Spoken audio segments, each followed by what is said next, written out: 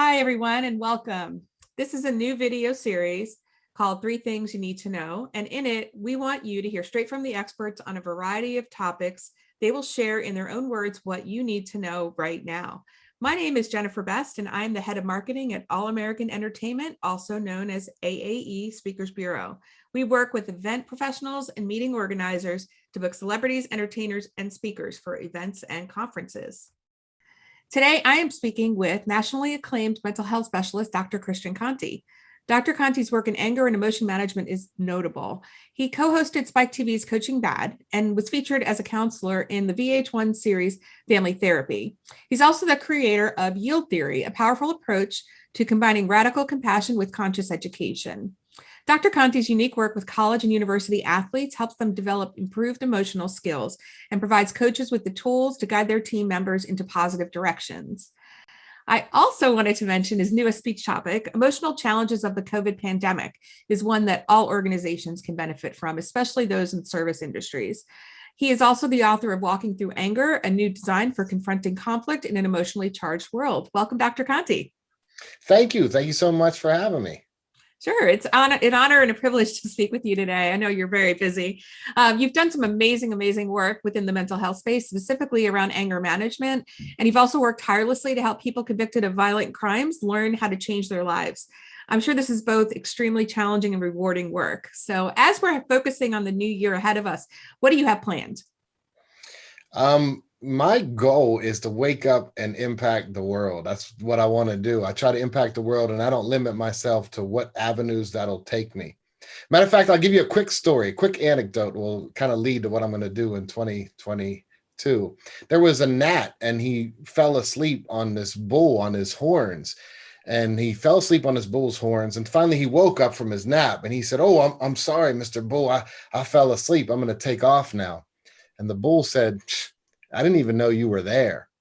And I remember when I first heard that story when I was young, I thought to myself, I will never be a gnat on this planet. I want, when I leave this planet, people to know that I was here. So I'll wake up with a fire inside me to try to impact the world however I can every day. I love that story. Wow, that's great. I've never heard that before. That's great. Nice. It's an Aesop's fable. Fantastic. So with that, let's go ahead and dig into the 3 things we need to know right now about managing our mental health. What is the first thing our viewers need to know?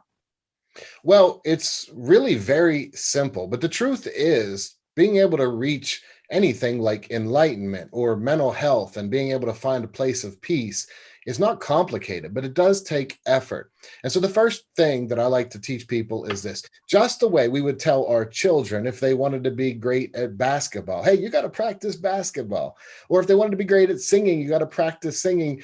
The same is true when it comes to peace. If we want peace, we have to practice peace. So my main message for the first, I'd say the first bullet point is this: we master what we practice. And that goes with everything in life, including peace.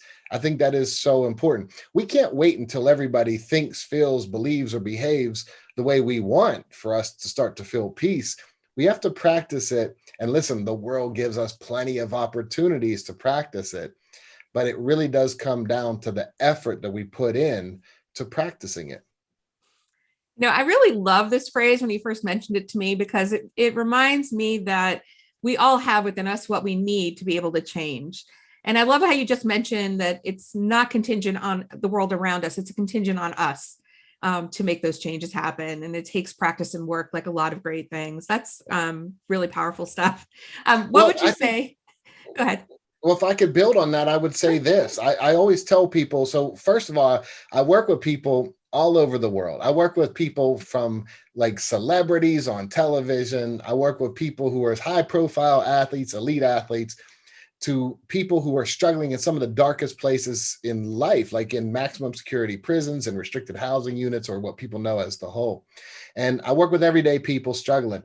And what I have come to find is this: after 20,000 plus hours of clinical experience, the world boils down to 2 kinds of people. Are you ready for this, Jennifer? There are people who have issues, and then dead people.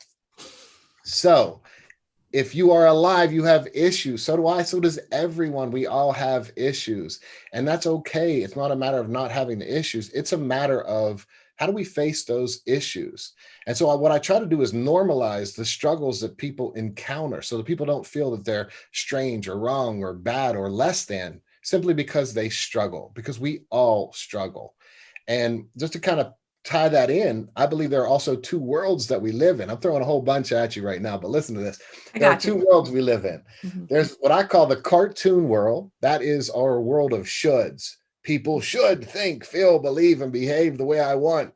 And then there's the real world, how people actually think, feel, believe, and behave. And as long as we align our expectations with this cartoon world, people should do what I want, we're going to be let down. But the world isn't letting us down, it's our own expectations. So I spent the better part of 22 some years teaching people how to align their expectations with reality. And that's really when it comes down to, like when I say we want to master what we practice, we want to practice facing the real world, not practice saying this is how the world should be, but practicing for the world the way it actually is. I love that. That's awesome. I'm like, gosh, we have two more things to share too. Wow, that was a great first one. Good luck with the top and the second. Thank you. So, what is the second thing we need to know about managing our mental health? So I think this one is equally as powerful, and that is this. This is so true. So everyone out there, I really want you to hear this. If I could reach in your heart and have you feel this, I would have you feel this. Every single emotional experience that you will ever have has a beginning, a middle, and an end, which means emotions come and go, but actions can't be undone. That means no matter how badly you ever feel, no matter how intense your anger ever is, no matter how sad depressive thoughts ever are, no matter how intense anxious thoughts ever are, there will be a beginning, there will be a middle, and there will be an end. It's interesting. There's a really great story that I try to link with this, and that is this. There is a place west of Casper, Wyoming, that the explorers titled Hell's Half Acre of Hell. And if you think about that, think about this, that these explorers, they encountered this terrain and it was nearly impassable. But what's nearly impassable is possible. So what's passable is possible. So it was difficult to get through this terrain. And when they did, it was so difficult that they called it Hell's Half Acre. But what I love about that story is this. Even the depths of Hell's Half Acre has a beginning, a middle, and an end. And so does every emotion we ever experience. So no matter what you're going through, be mindful to understand that it will pass. I promise it'll pass. It could be painful, and it doesn't mean that it won't take work to get through, but no matter what happens, every emotion will come and go. Yeah, I mean, this one really resonated with me because I have always long struggled with being reactive to things. And so really starting to think before I act and realizing that, is this, I need to think first, I think was sort of what I got out of this. Is that sort of what you're saying here? Absolutely. Like, think about this. You've every experience you've ever gone through, it had a beginning and a middle and an end. Mhm. And your future self, like, you're making decisions not just for who you are right now, but for your future self as well. And so this is one of those truisms that, like I said, two kinds of people. If you're alive, you have issues, you're going to experience emotions, and sometimes those emotions can feel overwhelming. But what I like to tell people is you are much stronger than you realize. It doesn't mean it's not going to be difficult. Trust me, life gets difficult. You can get to some dark places. But what I want you to know is what's passable is possible. And I think when we learn to do this, remember, let's tie that back into the first one. We master what we practice, which means if we practice being impulsive and reactive, well, we eventually master that. But if we practice stepping back, sitting with tough emotions and realizing that we are strong enough to sit with them for a moment, well, then we master that too. And that's all en route to this process of, or this place of peace. Wow. Yeah, that's fantastic. What is the third thing we need to know about managing our mental health? Well, this one is as profound, I think, as the first two, and that is this. I was speaking one time to a group of student athletes, and it was a leadership conference. And I said to the kids, it was an outdoor leadership conference, and I said to them, I look around, and I saw a bucket. I said, "Hey, kid, if I gave each and every one of you a bucket, what would you put in that bucket?" And so some kids said, well, I'd put my cell phone, or other kids said I'd put food or whatever. And I said, look, whatever you put in that bucket will be in that bucket, right? And it seems so obvious. It is. Whatever you put in a bucket is going to be in a bucket. So how is that profound? Well, the same is true with our minds. If you fill your mind with violence, then violence is going to be in your mind. If you fill your mind with anger, anger is going to be in your mind. I hear people say repeatedly, they talk about a subject that makes them angry, and then they keep filling their mind with that subject day in, day out. Maybe it's the news for some people, maybe whatever it is, they focus on that. And if that's what you're going to put in your bucket, well, that's what's going to be in your bucket. So again, if what you're seeking is peace, if what you're seeking is clear communication, then put peace in your bucket, put clear communication in your bucket, because whatever you put in your bucket is going to be in your bucket. And the same is true with your mind. Yeah, I really love this analogy because you take a concrete item like a bucket, and it's so everybody knows what that is. And you can actually see a cell phone or food or things going into your bucket, but you forget, same as applying to your mind. That's an awesome analogy, in my opinion, because just as easily as you put things into your bucket, you can take those things back out. Well, I did this. I walked into death row and I told the guard to open up the doors and let the men out so I could speak to them. And he laughed. He was like, no, really. I was like, no, really. He called up to the bubble and he said, this doctor wants me to open the doors. And he laughed and they said, no, he really does. So anyway, they opened the doors. And when the guys come out, I sat down and talked to them. And I asked each and every one of them the same thing. And I set them up. But this is worth telling. So I said to them, Mhm. if I gave you a bucket, what would you put in this bucket? And so the first guy said food. I said, cool, you'll have food in your bucket. The next guy, remember, I'm on death row. Next guy said water. I said, cool, you'll have water in your bucket. The third guy, big guy, I said, what would you put in your bucket? He said, my cellie's head.